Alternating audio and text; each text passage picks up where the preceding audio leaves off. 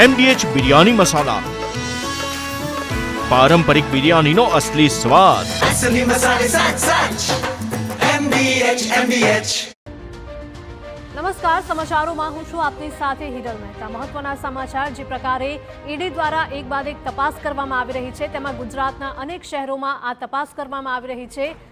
Axis mutual fund front running કેસમાં ઈડીના ગુજરાતના અનેક શહેરોમાં દરોડા. અમદાવાદ, ભાવનગર અને ભુજમાં ઈડીએ તપાસ હાથ ધરી. તપાસમાં ગુજરાતમાંથી મહત્વની કડી મળે તેવી પૂરેપૂરી સંભાવના છે.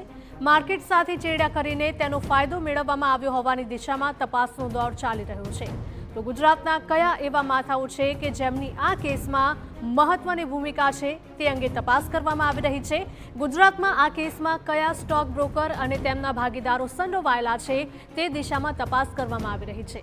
માર્કેટમાં રોકાણ કરનારાઓની માહિતી અગાઉથી મેળવીને તેનો દુરુપયોગ કરવાનો આરોપ છે. તો ભાવનગરમાં પણ ઈડીના અધિકારીઓ દ્વારા તપાસ કરવામાં આવી રહી છે. ત્યારે હનીફ શેખ ઉર્ફે ખાટડીના ઘર પર પણ પોલીસ પ્રોટેક્શન સાથે ઈડી દ્વારા રેડ પાડવામાં આવી. કૌભાંડ કરીને નાણાં વિદેશમાં ટ્રાન્સફર કર્યા હોવાની આશંકા છે.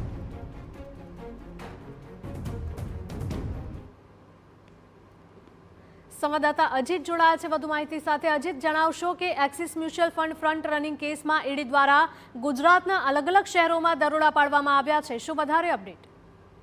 જી, વાત કરવામાં આવે તો ચોક્કસ એવી કોઈ મ્યુચ્યુઅલ ફંડ કે કોઈ ચોક્કસ એવી વિગત ન કહી શકાય કે કયા અનુસંધાને રેડ છે. જો કે ઈડીના અધિકારીઓ પણ આ બાબતે કશું કહેવા તૈયાર નથી, પરંતુ જે સૂત્રો પાસેથી અંદરખાને જે માહિતી મળી રહી છે તે પ્રમાણે ભાવનગર શહેરના 1500 કરોડ રૂપિયાનું એક કૌભાંડની અંદર ઈડી અત્યારે દરોડા ગઈકાલ સાંજે ઉચ્ચ અધિકારીઓએ પાડ્યા છે. અને હનીફ શેખ ઉર્ફે ખાટકીનું જે નિવાસ સ્થાન છે ત્યાં ભાવનગરની સ્થાનિક પોલીસને સાથે રાખીને ઈડીએ રેડ કરી હતી.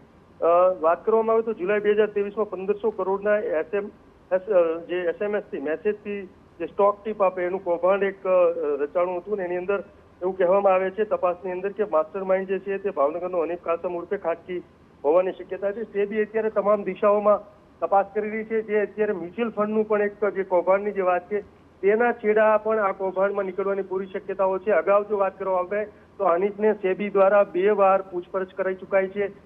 એની તપાસ પણ થઈ ચૂકી છે. સેબીની તપાસ દરમિયાન બાદ ઈડી અત્યારે મેદાનમાં આવી છે. આ 2023નો સમગ્ર મામલો હતો ને અગાઉ જે સેબી દ્વારા આ જે હનીફ છે તેને 7 લાખ રૂપિયાનું દંડ પણ કરવામાં આવ્યો છે. જેની નોટિસ દરમિયાન હાજર પણ આ શખ્સ છે તે સેબી સામે હાજર ન રહેવાની પણ માહિતી મળી રહી છે. જેને લઈને 7 લાખ જેટલો દંડ પણ કરવામાં આવ્યો હતો. આ સિવાય 5 એવી જે સૂત્રો પાસેથી માહિતી મળી રહી છે પ્રમાણે 5 શેરોની અંદર એકદમ ટૂંકા ગાળાની અંદર 146 કરોડ રૂપિયા જેવી મોટી રકમ રળ્યા હતા અને કમાણી કરી હતી એવી પણ વાત છે. ને આ સમગ્ર જે રકમ છે તે વિદેશમાં ટ્રાન્સફર કર્યા હોવાની શક્યતાઓ રહેલી છે. એટલે અત્યારે ઈડી વિભાગ છે તે તપાસ કરી રહ્યું છે કે આ જે રકમ હતી, જે આ પ્રકારનું કૌભાંડ રચીને જે પૈસા જે ઉભા કરવામાં આવ્યા હતા પૈસા ક્યાં તો શું વિદેશમાં ટ્રાન્સફર થયા છે એવી શક્યતાઓ રહેલી છે. એટલે તપાસ કરી રહી છે. તપાસની અંદર ખુલવાની શક્યતા છે.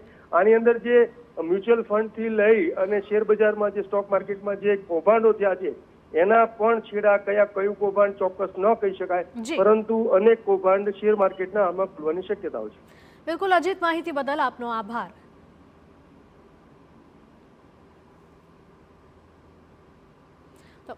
મહત્વનું છે કે જુલાઈ 2023માં 1500 કરોડના SMS સ્ટોક ટીપ કૌભાંડના માસ્ટરમાઇન્ડ ભાવનગરના હનીફ કાસમભાઈ ઉર્ફે ખાટડીની અગાઉ પણ તપાસ થઈ છે.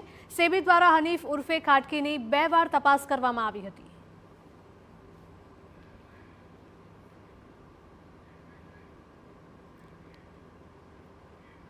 તો આ જ મુદ્દે અમારા સંવાદદાતા સચિન પાટીલ લાઈવ જોડાયા છે. સચિન, જણાવશો કે જે પ્રકારની વિગતો સામે આવી રહી છે, જુલાઈ 2023માં પણ 1500 કરોડના SMS સ્ટોક ટીપ કૌભાંડના માસ્ટરમાઇન્ડ ભાવનગરનું જે હનીફ કાસમભાઈ છે તેની પણ તપાસ થઈ ચૂકી છે, છતાં પણ ફરી વખત તપાસ કરવામાં આવી રહી છે. એટલે કે મોટા ખુલાસા થાય તેવી પૂરેપૂરી શક્યતાઓ છે. શું વધારે અપડેટ?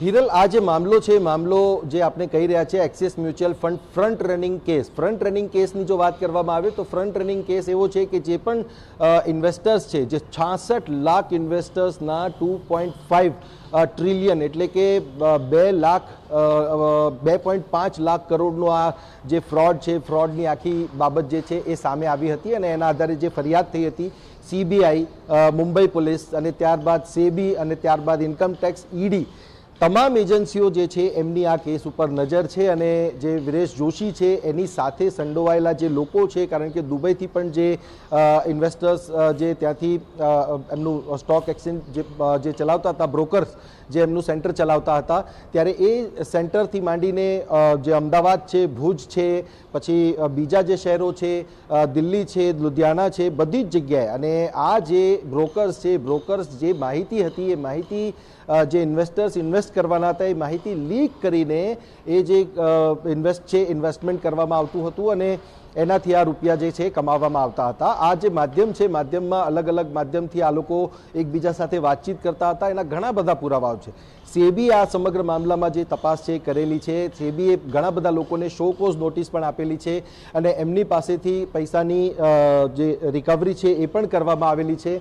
આ સિવાય જે અન્ય આરોપીઓ છે એ અન્ય આરોપીઓની સામે પણ તપાસ ચાલુ છે. ગુજરાતમાંથી કોણ કોણ આની સાથે સંડોવાયેલા છે, અમદાવાદ હોય, ભુજ હોય, ભાવનગર હોય, ત્યારે જે પ્રમાણે અજીત ગઢવીએ પણ કહ્યું કે ત્યાંથી પણ જે તપાસ છે એ હનીફની ત્યાંથી કરવામાં આવેલી છે.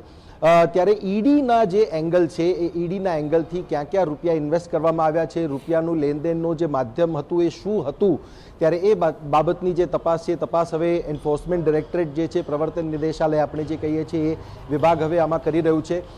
ગુજરાતમાંથી મહત્વની કડી મળે એવી શક્યતાઓ છે, કારણ કે અહીંયાથી પણ જે ઇન્વેસ્ટર્સ છે, ઇન્વેસ્ટર્સની માહિતી જે છે એ કઈ રીતે લીક થતી, કોણ કોણ આની માહિતી જે છે એ વિરેશ જોશી સુધી પહોંચાડતું હતું કે વિરેશ જોશી એમના સાથે કોન્ટેક્ટમાં હતા અને એ એમને માહિતી આપતા હતા. ત્યારે આ બધી જ બાબતોનો જે ખુલાસો છે, ખુલાસો આવનારા દિવસોમાં ઈડીની તપાસમાં થશે.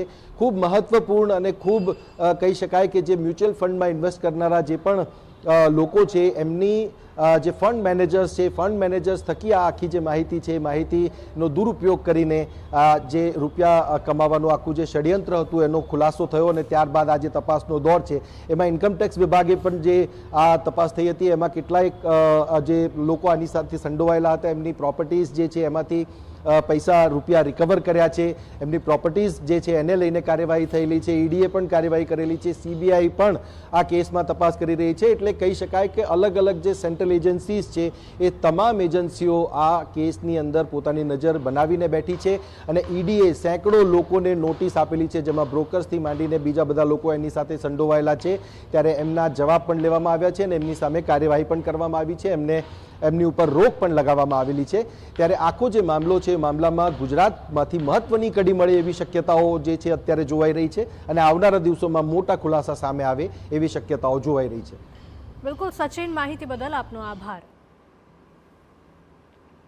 MDH કિચન કિંગ મસાલા રસોડામાં હોય તો આપણે કાંઈ પણ બનાવી શકીએ છીએ. રીંગણાનો ઓળો, બટેટા ફુલાવર, ભીંડી મસાલા અને બીજું ઘણું બધું. MBH